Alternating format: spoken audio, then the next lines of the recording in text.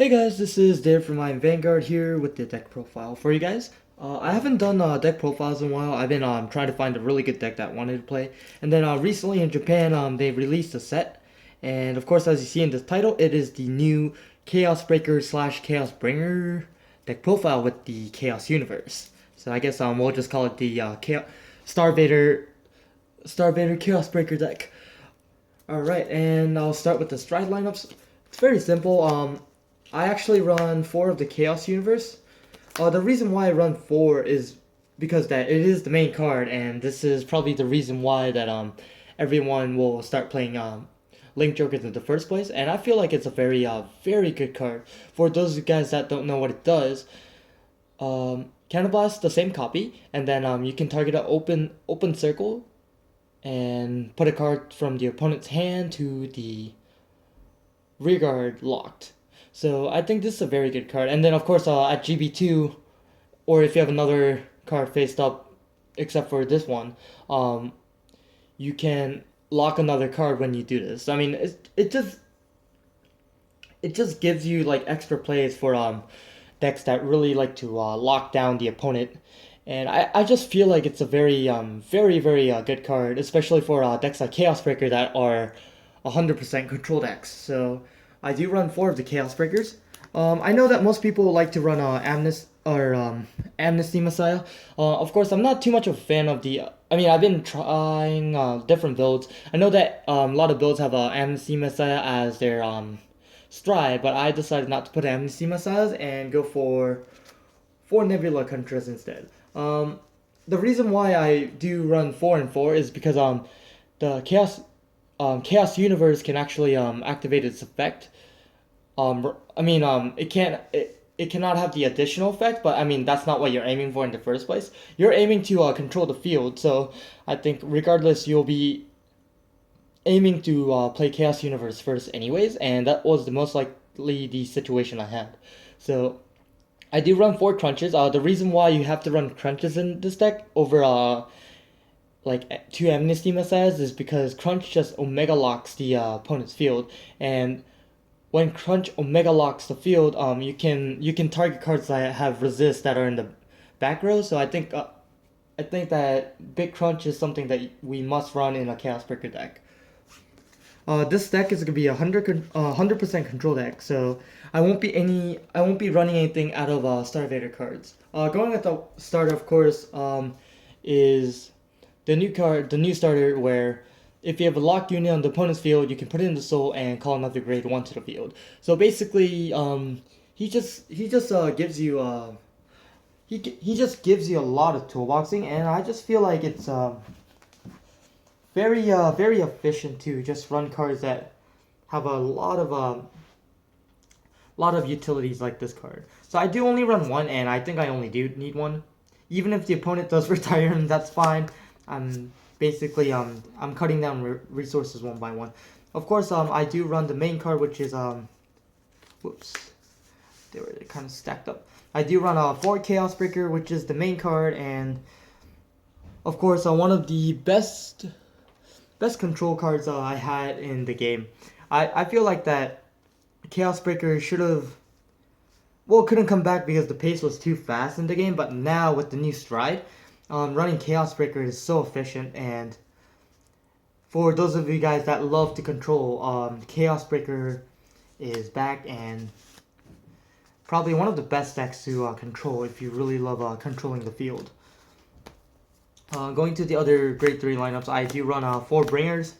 I know that most people like to run extra of the Legion mates, or I mean the main Legion, like such cards as Garnet Star, Venom Dancers, what else? Blaster Joker. But honestly, my opinion was, I feel like that just having a full name of Chaos, it's something like it's like my Sanctuary Guard theory I have in the deck. You have to run a full Chaos so you can activate on Chaos Universe's effect no matter what, depending on the situation. Because I know some situations, if you ride into the Legion, you can't really activate any of Chaos Universe's effect. So just running 4 Bringers is also good. And then of course, Bringer has an extra effect. If you counterblast a Star-Vader, you can lock a card. So just riding into Chaos Bringer isn't too bad, opinion wise. And then of course he has an extra effect, that Limit Break. If you have a Cannon Blast, you can Cannon Blast the Star-Vader and ride into a Chaos Breaker standing. So this is during the main phase. I mean, it's nothing big, but it just gives you the insurance that you will get onto Chaos Breaker, so you can activate his effect. Going on to the grade 2 lineups, of course, I am running 3 Colony Makers. I did try 4, and it just feels like I don't use her on late game because I do run out of cards really fast, because most of the cards in the deck are in my hand. So I just feel like I don't need too much utility after the first few setups. So I do run 3. Colony Maker is a really good card. So I mean, just having Colony Maker in the deck will definitely help out your deck. This is a little iffy, but I do run 2 12k attackers, 2 photons. Of course, photons, for those guys that don't know what it does, if it's placed on the rear guard when your Vanguard is a Star-Vader, and if your opponent has a lock unit, you can lock another one. So it just gives you a free lock without Cannon Blast. So I think Photon's really efficient. And I do run 2 12k attackers, but for beatdown purposes later on the late game, because on the late game I couldn't really sometimes situation wise I didn't have any rear guards and I couldn't really push the opponent. So running 12ks were good. But honestly, later on in the future, if I can get my hands on one, I might run extra photons instead. Maybe running 4 photons is what I'm planning. But my current build, I do like this. I mean, this wasn't too bad, but it could be better with 2 more photons is what I feel like. So I do run 2 and 2. And then lastly, I do run the Chaos 11k attacker. If I have a Chaos in the Vanguard circle, even in the heart, he is an 11k attacker. And then of course, he has an extra effect. If I have a lock unit, I can Cannon Blast and lock a unit. So this is basically what Photon does, but except with the Cannon Blast, that is 11k attacker. I guess the only difference between these two is this is 11k attacker that you have to spend a Cannon Blast on, and Photon's a free unit that can lock. So that's why I do prefer Photon over 12k attackers. But this card actually came in really handy when I needed it, especially late game, because it just pushes in by itself. Like I can make a full column on the other side, just put him on the rear, and then just keep pushing for damage. So he's a really big help. Going to the grade 1 lineup, I feel like the grade 1 lineup is going to be the most complicated lineup out of all the lineups I have, because there's so many techs that you can do, because there's Colony Maker, the grade 1 searcher. So I mean, there's so many techs you can do. First of all, let's make it easy. I know most people are thinking of running the unflip perfect cards, which honestly I had the same mind before, but after playtesting, I do need to have Star-Vaders in the hand, and it's very important. So I feel like I'm just gonna run the original perfect cards, because of course there are matches like D Police and the Cross. So running the regular perfect cards is actually a bad idea. It's pretty good. And then of course I do run 4 Zinks. For those of you guys that don't know what it does, if you have a lock unit, you can put in the soul charge 2 and unflip 2. So this is basically how you will unflip the whole game, or I guess technically Bushiroad naming it's countercharging. And I do run 3. I did try running 4. It's just that, like, I mean, she doesn't really have anything out of her soul charging, so she'll just be an extra booster, and I feel like I can give some space to run other efficient cards.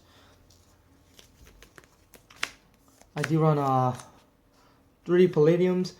Palladiums are really good. You can Cannon Blast, put this in the soul, relock the card. So of course, for those of you guys that played in the I guess the older sets, as you know, he is a relocker, very efficient, really combos well with Chaos Breaker. So I feel like running him is just very important, something that you have to do. And then of course I do run 2 Volt Lions. I know a lot of people like, you don't really need to run Volt Lions, but I told them, I mean, I feel like a Volt Lion is very needed in the deck, just because it creates somewhat of a pressure in the deck.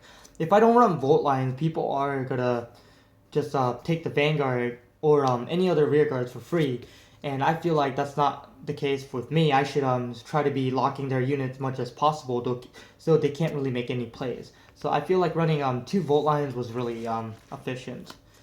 And then lastly, I do run 2 charcoals.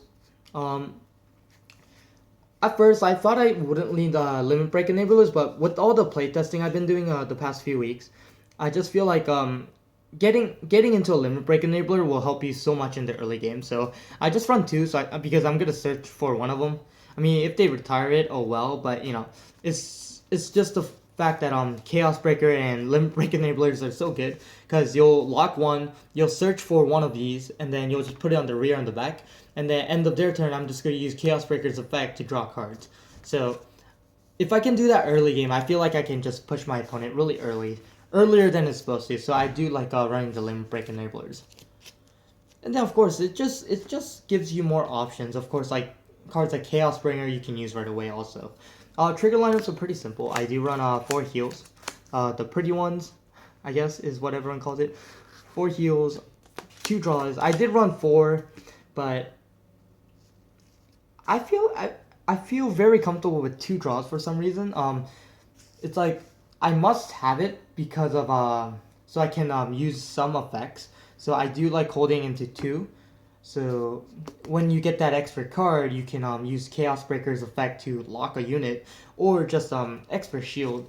So I do like running 2 draws in the deck. I tried 4, it was too much, and I feel like running 12 crits won't just give you anything that you need. So I'm still half and half with that. And then of course, as you see, I will run 10 crits in the deck because I was gonna run 12, but I just feel like running draws might be really comfortable. So the 6 regulars, and then of course I do run the new crit triggers. If the opponent has a lock unit, you can put this back on the top of the deck and then lock a unit in the back row, and then you can shuffle it back to the deck. So this is a really good crit trigger, just because 1, it's a Star-Vader, 2, it can lock a unit, and then 3, it goes back in the deck. So decks like Chaos Breaker that draws into a lot of cards, this card might be really efficient in the late game. So I just feel like this is a very good card.